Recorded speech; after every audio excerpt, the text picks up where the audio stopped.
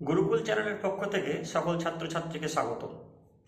আজকে আমরা যে বিষয় নিয়ে ডিসকাস করব সেটা হচ্ছে মাধ্যমিক পরীক্ষার ফিজিক্যাল সায়েন্সের একটি গুরুত্বপূর্ণ অধ্যায়, সেটা হচ্ছে রাসায়নিক গণনা। প্রত্যেক বছর এই চ্যাপ্টার থেকে একটা গাণিতিক সমস্যা আসে এবং স্টুডেন্টদেরকে সেই সমস্যাটা সমাধান করতে হয়। তো এই সমস্যাটা সমাধান করতে গেলে পরে তোমাদেরকে যে জিনিসগুলো খেয়াল রাখতে হবে সেটা হচ্ছে কি না, প্রথমেই কিছু পার্টিকুলার মৌল যেগুলো আমি পরে তোমাদেরকে বলে দেবো বা টেবিল ফর্মে তোমাদের দিয়ে দেবো, সেই টেবিল ফর্ম্যাট থেকে কিছু পার্টিকুলার মৌলের পারমাণবিক ভর সংখ্যা তোমাদেরকে মুখস্থ করতে হবে।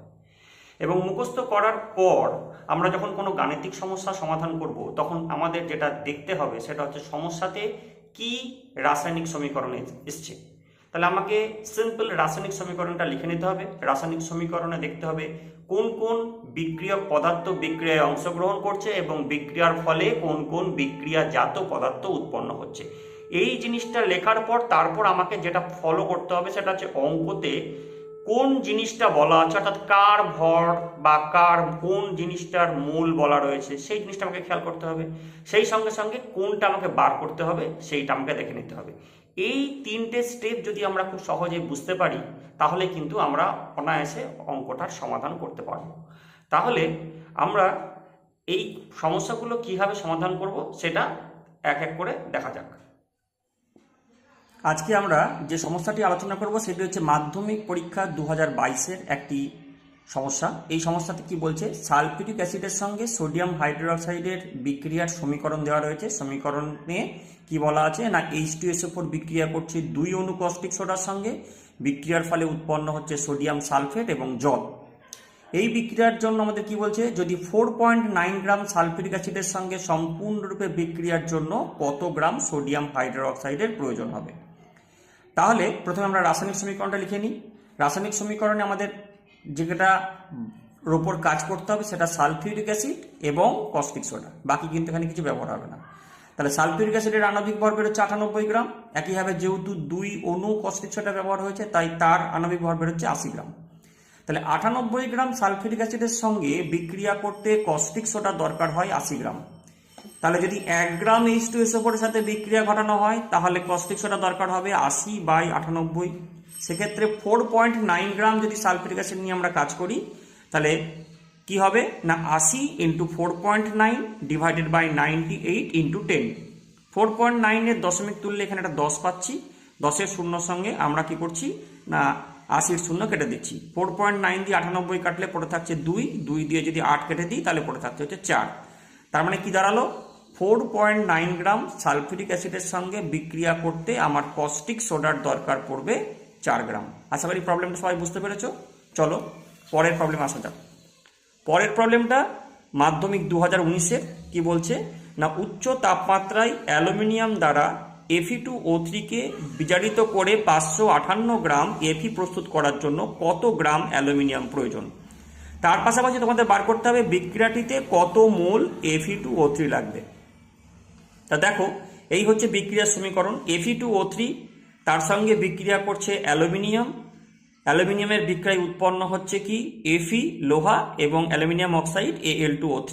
যদি আমরা সমীকরণ ব্যালেন্স করে নেওয়ার পর আমার কি দাঁড়াচ্ছে, এই বিক্রিয়ায় Fe2O3 লাগছে আমার 1 মোল আর অ্যালুমিনিয়াম লাগছে কত 2 মোল বা 54 গ্রাম। ঠিক একইভাবে Fe উৎপন্ন হচ্ছে 2 মোল বা 2 × 55.8। এখানে কিন্তু Feর ভ্যালু বলা আছে 55.8। তাহলে 2 × 55.8 গ্রাম Fe প্রস্তুত করতে অ্যালুমিনিয়াম দরকার হচ্ছে 54 গ্রাম।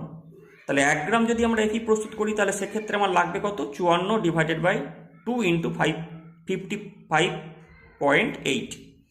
আর আমাদের উৎপাদন কটা করতে হবে 558 গ্রাম। তাহলে 558 গ্রাম যদি আমরা উৎপাদন করি তাহলে সেক্ষেত্রে লাগবে কত 54 × 558 ডিভাইডেড বাই 2 × 55.8। 55.8-এর দশমিক তুলে দিলে উপরে একটা 10 পাবো।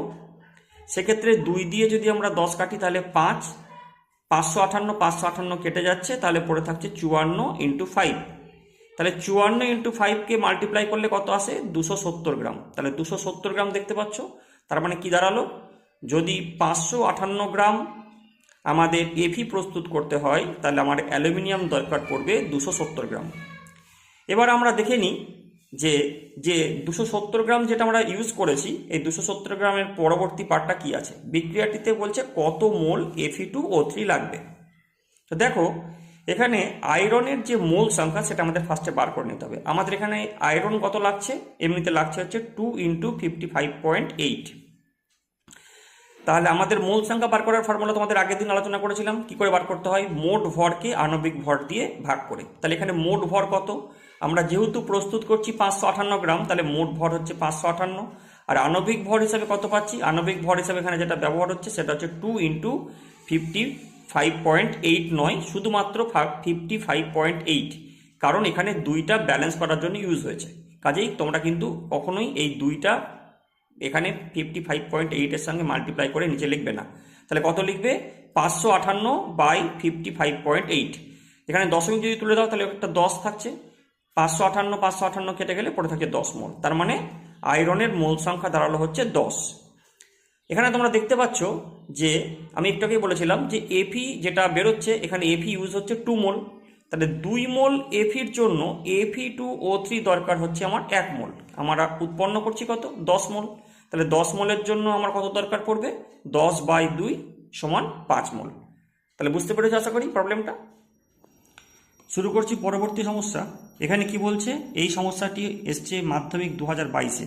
বলছে উচ্চ উষ্ণতায় একটি ধাতব অক্সাইডের 40 গ্রামের সঙ্গে অ্যালুমিনিয়ামের বিক্রিয়ায় ধাতুটির 28 গ্রাম এবং অ্যালুমিনিয়াম অক্সাইড 25.5 গ্রাম উৎপন্ন হলে বিক্রিয়ার জন্য কত গ্রাম অ্যালুমিনিয়াম প্রয়োজন হলো।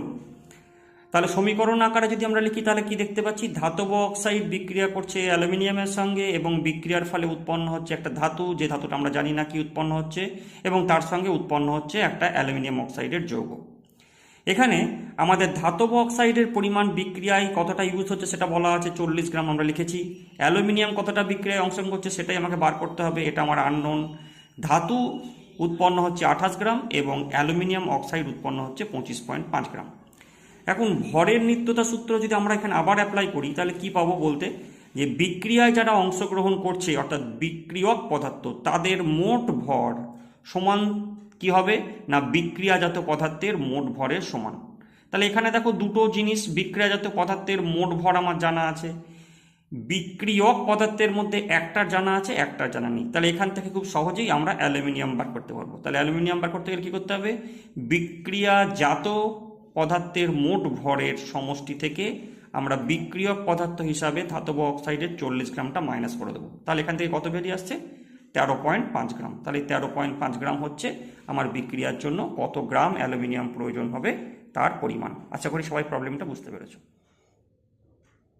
ছাত্রছাত্রীরা, যদি এই ভিডিও তোমার ভালো লেগে থাকে তাহলে একটা লাইক এবং শেয়ার করে পাশে থেকো, এবং তোমাদের বন্ধুদের এই ভিডিওটা দেখার একটু সুযোগ করে দিও। আর অবশ্যই চ্যানেলটিকে সাবস্ক্রাইব করে পাশে থেকো, যাতে আমার পরবর্তী ভিডিও আপলোড করলে তার নোটিফিকেশান তোমাদের কাছে পৌঁছে যেতে পারে। তাহলে আজকে এতটাই, চলো দেখা হচ্ছে পরবর্তী ভিডিওতে।